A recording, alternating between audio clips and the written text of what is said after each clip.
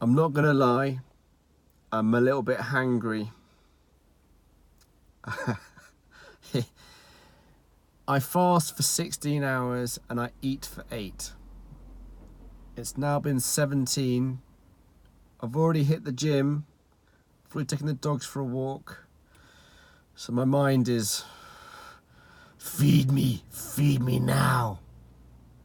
I love 16/8. I think it's brilliant. It makes perfect sense.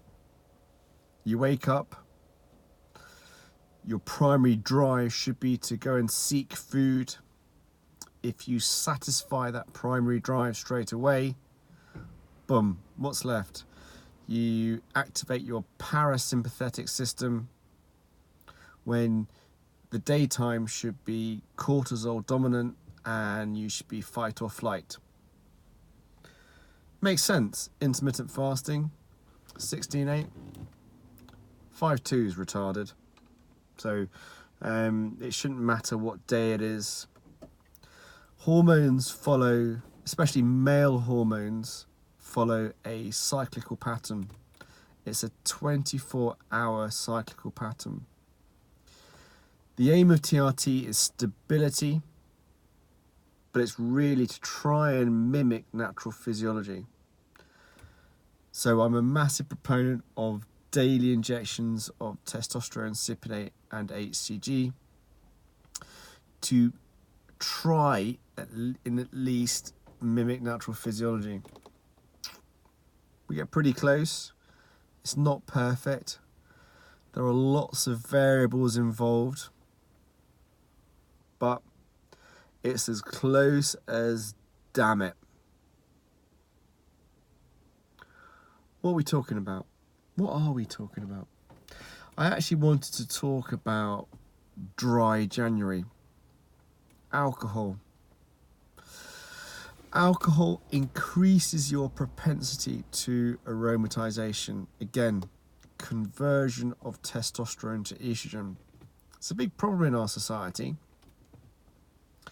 Estrogen is incredibly important, but what's really important is the ratio of testosterone to estrogen to DHT. The quantitative numbers are important, but the ratio appears to be more important. Why? Let's just consider gynecomastia. When does it tend to happen? Well, there are 3 stages in the timeline where it can happen. Neonate, puberty, and old age. So the actual quantitative estrogen level as a neonate is obviously very small. It's the ratio. It always boils down to the ratio. There are plenty of guys out there with what would be considered lowish testosterone who are perfectly happy because they have a good ratio of testosterone to estrogen to DHT. And whilst when we identify low testosterone, the aim is always high normal, because there are purported health benefits of having high normal testosterone levels.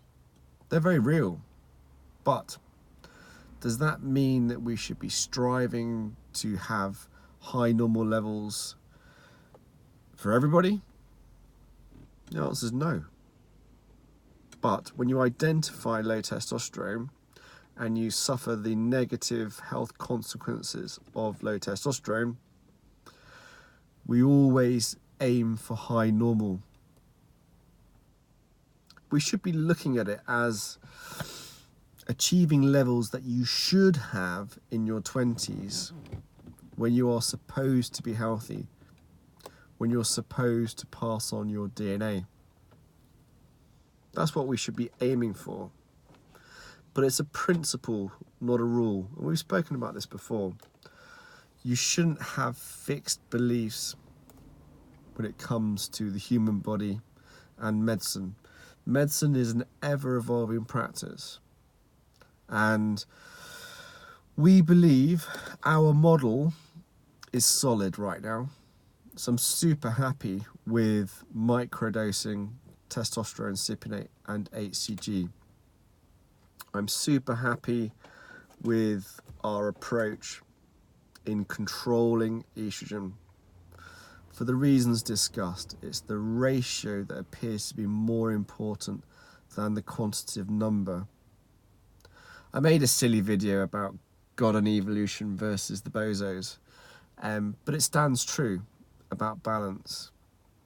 Estrogen has a negative feedback on the hypothalamus and pituitary.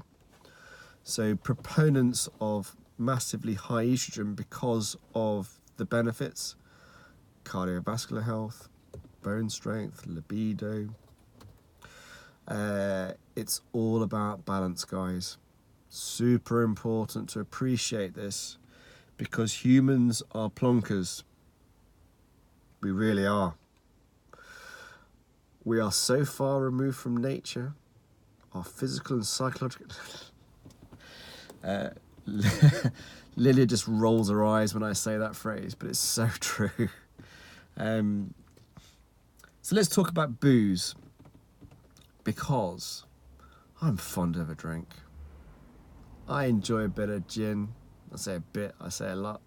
But I've done dry January, and I've done it because, have I got a drinking problem? Too busy saying yeah. No, of course I haven't got a drinking problem, but I can justify myself either argument. I have or I haven't. So I thought I'd do dry January, and to see what sort of health benefits came from abstaining from alcohol for a month. Because let's not kid ourselves, it's poison. But what's wrong with poisoning ourselves every once in a while?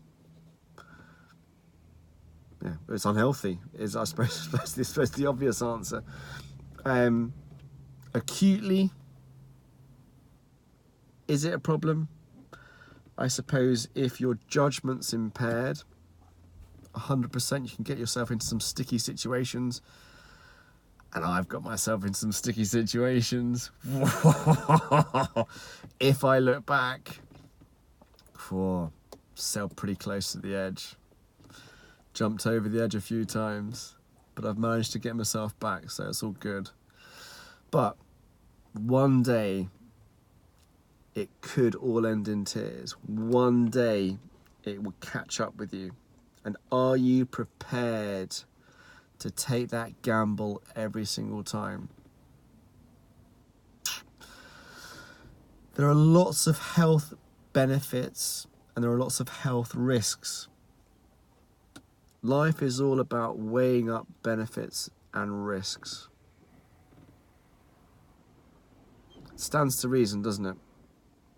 We're artificially creating an altered state through giving ourselves a chemical that has a physiological impact, which has both physical and psychological consequences. So how's dry January been for me? It's been funny, actually. It's been a mix. First few days was pretty bad. Sleeping was rubbish. Energy improved. Wakefulness, alertness. My concentration improved. Really, actually, really positive. Lost some weight around the face. I've never had an issue with E2, but it does stand to reason that a little bit of water retention from the booze that is transient did sort of affect my facial features. Low energy when I'm boozing. I think back to my rave days, and we lived for the weekend. We lived for this hedonistic time. Wonderful, really wonderful times, but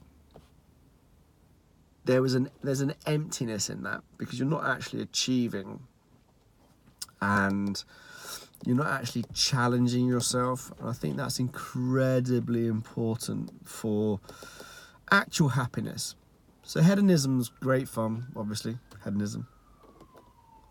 But you're not achieving, and you're not growing as an individual. Sad, isn't it? There's a whole generation of people who work all week to live for the weekend. And when I say live, I mean drink alcohol, take drugs, to sort of escape reality. A little bit of escapism's not a problem, but when you're relying on that escapism to cope with the day, clearly it's a problem. And it gets into a self-perpetuating cycle, and it's all very normal. You can justify it to yourself. As with most things, it's a matter of perspective. So 1 month off the booze. What I thought I'd do is I'd run some bloods, because despite feeling better, my libido dropped, and it was, yeah, there was a slight change in my mental state. So I thought I'd try and quantify, or at least try and identify a reason for that. And I will tell you what happened. My testosterone's the same. My estrogen's the same. My full blood count's great. I've got a slightly elevated hemoglobin, but my hematocrit's okay. And my MCH is high normal. So actually I've got cracking hemoglobin levels. So what's changed? Interestingly, my SHBG, so the sex hormone binding globulin. This is a fascinating glycoprotein. Joseph's just writing a blog about this. I've spoken about it before, and I appreciate it. It is the most important glycoprotein in the world, in Jeremy Clarkson-esque voice. It acts as a buffer, and it's a good health predictor. So you want a high normal SHBG ideally. Low SHBG is associated with diabetes, metabolic syndrome, hypergonadism because of insulin resistance. High SHBG is associated with hyperthyroidism and liver dysfunction, hypermetabolic states and inflammatory states. But you want a high normal SHBG for optimal health. Why do you want a high normal SHBG? Because it's mopping up all that testosterone. We'll get into the physiology in the blog. I have spoken about it briefly before, but we're going to talk about it properly with the latest evidence to back up the statements that I have previously made. If I've been wrong, Joseph will correct me, because I'm not an academic. I'm far from it. I'm more of a humanist, if that's the correct phrase. I'm good at the clinical stuff. I'm not good at the academic stuff, because it doesn't hold much interest for me. Even though it's super important, it's not the way my brain works. I like to be able to contextualize stuff and use empathy and apply that to affect a positive change to the person sat in front of me. I can't be looking at data sheets. I can't be doing it. It's just not how my brain works. So I think we all really need to appreciate that you should have an awareness about what you're good at and know your limitations. My limitations is definitely academia. It's it does not compute. So SHBG, interesting, it's gone up from 33 to 45. Brilliant news. But what it's done is it's mopped up some of my free testosterone. I said in a previous video that I quite like to be at about 0.85. That's kind of my optimal free testosterone level. So it's dropped to 0.6. Do I feel good? Yeah, I feel great. Feeling great is more than just having a healthy free testosterone level. A healthy free testosterone level is obviously incredibly important. But again, when you place too much emphasis on your testosterone levels, you are missing the point. You're missing the fact that you actually need to appreciate there are so many things involved in making you feel great. So whilst my SHBG has gone up, which is obviously brilliant from a health prediction perspective, my free T has gone down, which would explain my slightly lower libido and perhaps decrease in sense of well-being. But other parameters like sleep, my diet has improved, no liquid calories, and my overall sense of well-being has actually improved despite having a slightly lower libido. My energy has actually improved despite having a lower free testosterone, because all the other things that contribute to health have improved despite SHBG going up. SHBG is a really misunderstood glycoprotein, and so we are going to clear up some of the misconceptions about SHBG in the blog. Dry January. It's been great.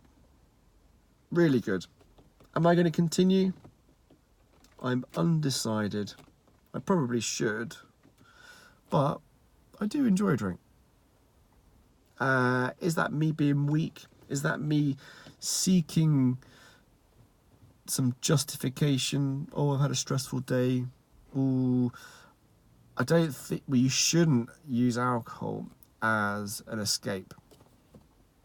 The problem is it's so ingrained in our society that it's hard to escape it.